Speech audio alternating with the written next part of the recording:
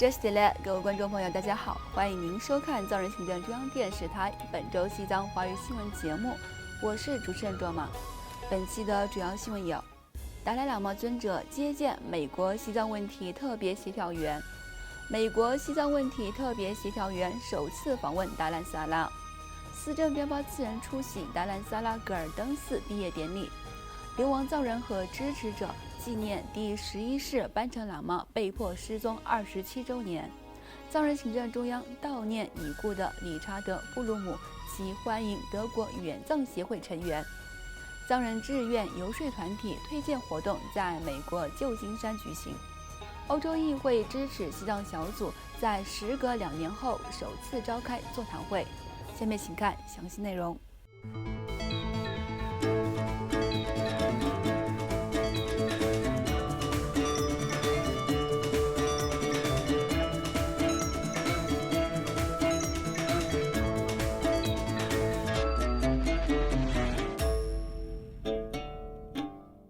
美国西藏问题特别协调员乌兹拉泽雅女士及美国国务院代表团成员于本周四5月19号上午在印北达兰萨拉觐见了西藏精神领袖达赖喇嘛尊者。在为期1个小时的会晤中，达赖喇嘛尊者和特别协调员讨论了美国和印度丰富的自由和民主传统。尊者表示，他很高兴会见来访的美国西藏问题特别协调员，并强调，尽管中国政府做出了努力，但未能赢得西藏人民并改变他们的思想。 Quite clear, change Tibetan mind completely failed by Chinese communists. Meanwhile, China themselves, without thinking, rapidly changing. Now, socialism, Marxism, gone. 特别协调员乌兹拉泽雅女士则代表美国总统拜登和美国人民对达赖喇嘛尊者表达了问候，并对尊者常年来向世界传达的和平信息表达了感谢。在会晤特别协调员乌兹拉泽雅女士后，达赖喇嘛尊者随后在勤宫中特别接见了藏人行政中央司政边巴次人率领的驻北美办事处代表郎杰曲珠博士、驻日内瓦办事处新任代表赤列曲吉女士和驻南非办事处新任代表次仁曲宗女士。与此同时，达赖喇嘛尊者还于本周一5月16号卫赛节当天发表视频讲话，呼吁人们遵循佛陀释迦牟尼的教导，并且培养菩提心来服务他人。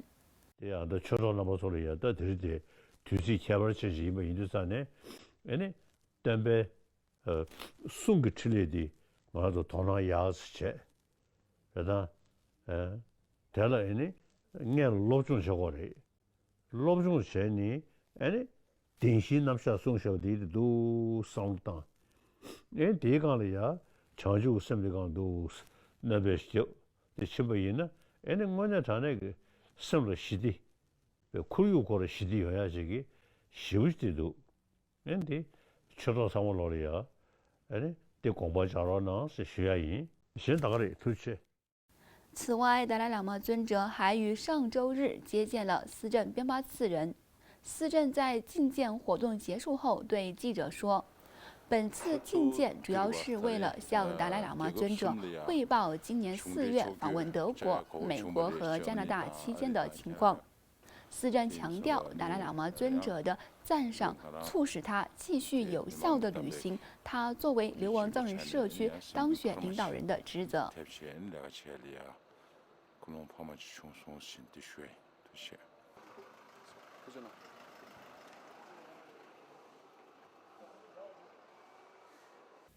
另外，美国国务次卿兼西藏问题特别协调员乌兹拉泽雅女士率领国务院代表团于本周三抵达印度北部达兰萨拉的藏人社区，展开为期2天的访问。在特别协调员与随行人员抵达达兰萨拉时，受到流亡藏人民众夹道欢迎。在为期2天的访问行程中，特别协调员首先访问了藏人行政中央总部，并并与司政边巴次仁领导的第16届嘎夏西藏人民议会正副议长和议员举行会谈。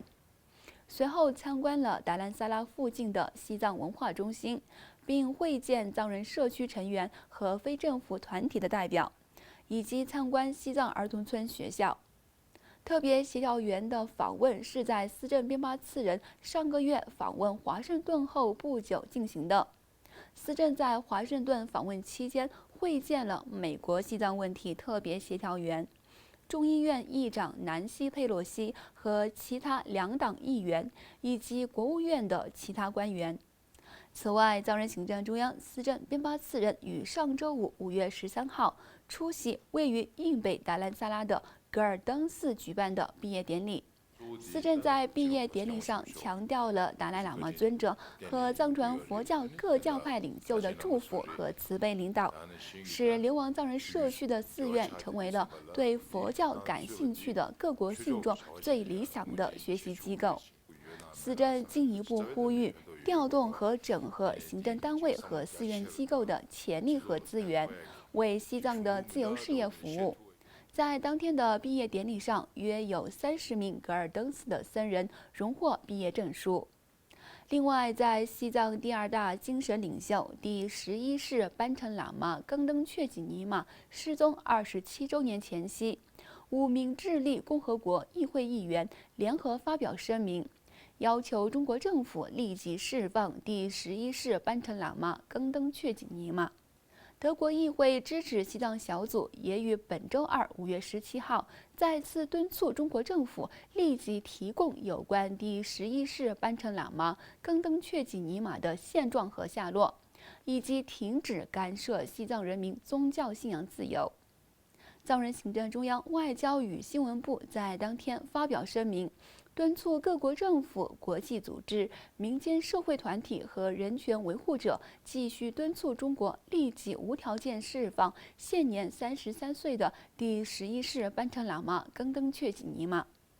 与此同时，藏人行政中央于上周五5月13号下午，在印北达兰萨拉的总部司政会议厅举行追悼会，纪念达赖喇嘛尊者的挚友、长期支持西藏自由运动的已故理查德·布鲁姆先生，逝者女儿海蒂·布鲁姆出席了追悼会。司政边巴次仁在追悼会上致辞时指出，西藏人民衷心感谢逝者长期以来的支持，并回顾了布鲁姆先生在20世纪70年代对流亡藏人社区的儿童援助，以及此后对西藏人民的持续支持。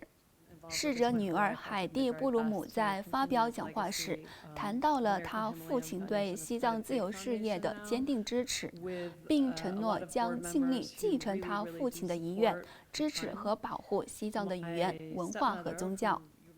另外，藏人行政中央也在司政会议厅举办活动，欢迎德国远藏协会的代表团访问达兰萨拉。由德国远藏协会主席海德迈尔率领的代表团成员，包括执行经理斯文尼亚、赞助秘书齐梅喇嘛和董事会成员克里斯汀。他们访问了藏人行政中央的多个部门，讨论了由德国远藏协会资助的印度境内各藏人社区的运行情况和即将实施的项目。司政边巴次仁在欢迎仪式上感谢德国远藏协会的长期赞助，并指出藏人行政中央和流亡藏人社区都从援助中获得了巨大的利益。德国远藏协会主席感谢藏人行政中央的接待，并宣布德国远藏协会将继续支持流亡藏人和促进对西藏独特的传统文化的保护。另外，美国加州旧金山的藏人于上周日5月15号聚集在北加州藏人协会的社区大厅中，听取并讨论了藏人行政中央推出的藏人志愿游说项目。